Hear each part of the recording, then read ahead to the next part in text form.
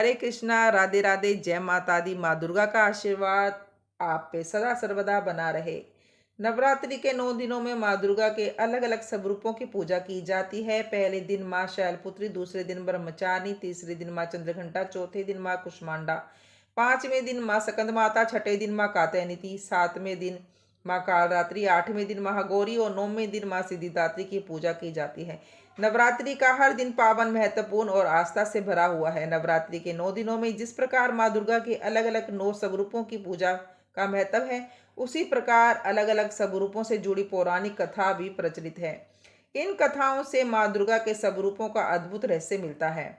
आज हम इस वीडियो में नवरात्रि के दिन सुने जाने वाले 9 दिनों की कथाएं सुनाने जा रहे हैं। माँ शैलपुत्री।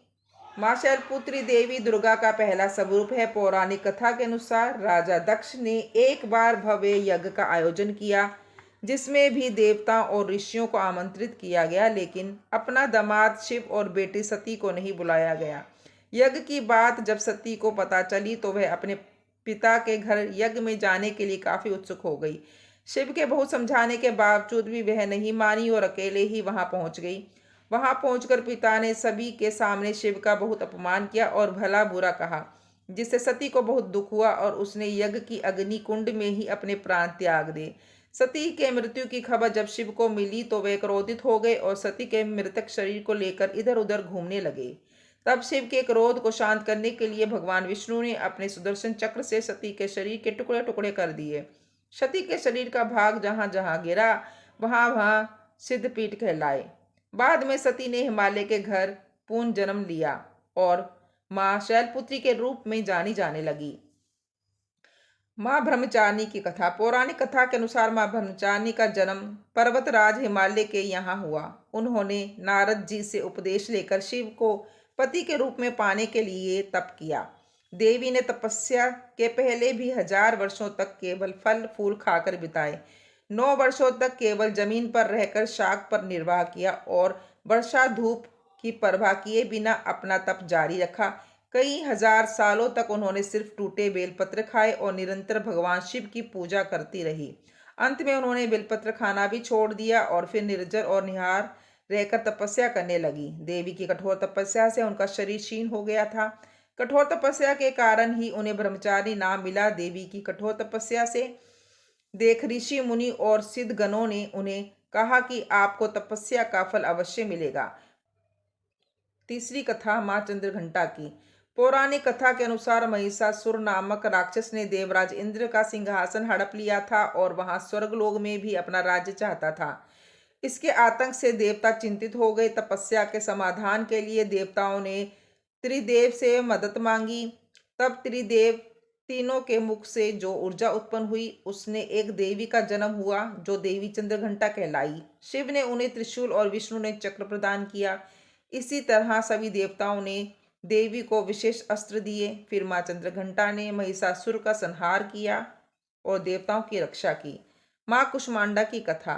कथा के अनुसार जब सृष्टि की रचना करने की कल्पना हुई तो उस समय ब्रह्मांड में अंधेरा था और सन्नाटा पसरा हुआ था।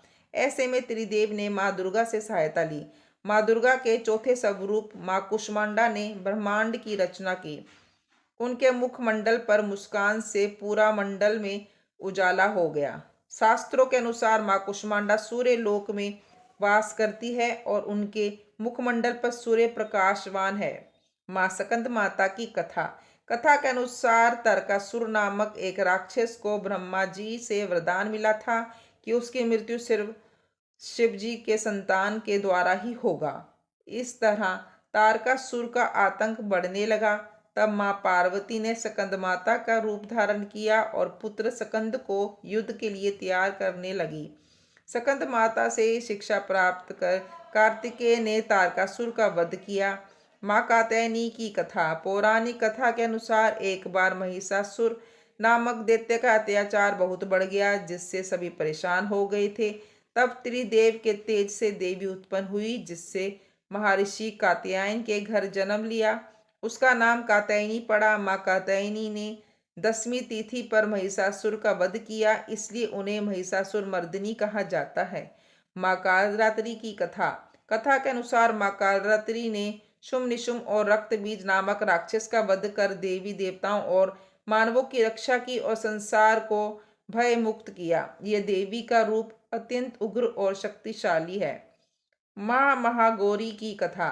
कथा के अनुसार भगवान शिव को पति के रूप में पाने के लिए देवी ने कठोर तपस्या की, जिस कारण उनका शरीर काला पड़ गया था। लेकिन भगवान शिव ने गंगा जल से उन्हें स्नान कराया, जिससे उनका शरीर अत्यंत और वर्ण को हो गया।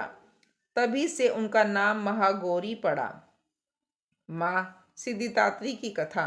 कथा के अनुसार जब सभी देवता महिषासुर के आतंक से परेशान हो गए, तब त्रिदेव ने अपने तेज से माँ सिद्धिदात्री को उत्पन्न किया। मान्यता ये भी है कि शिव ने ही माँ सिद्धिदात्री की कठिन साधना की, जिससे उन्हें 8 सिद्धियां प्राप्त हुई और शिव का आधा शरीर देवी का हो गया और वे अर्धनाश्वर कहलाने लगी।